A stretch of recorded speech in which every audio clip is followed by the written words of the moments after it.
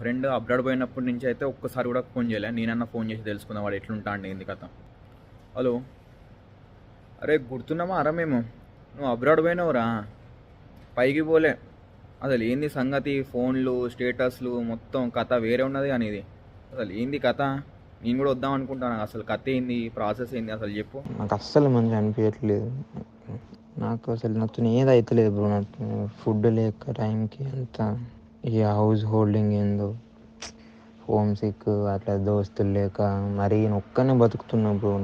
ఇప్పుడు కూడా నేను ఇంకొక వీక్ అయినా నెక్స్ట్ వీక్ అయినా జాబ్ బంద్ చేస్తాను నేను. నాకు అసలు జాబ్ కూడా చేయబుద్ధి అవుతలేదు. నాకు అసలు నాకు ఏం అర్థమవుతలేదు బ్రో. అసలు మస్తు అంటే మస్తు ఇబ్బందులు ఉన్నా నేనైతే. ఈ జాబ్ ఏందో, అట్లనే మనీ ప్రాబ్లం ఎక్కువ ఉండే, కొంచెం ఫైనాన్షియల్ ప్రాబ్లమ్స్ కూడా, పిహెచ్డబ్ల్యూ అని, కాలేజ్ ఫీజు అని.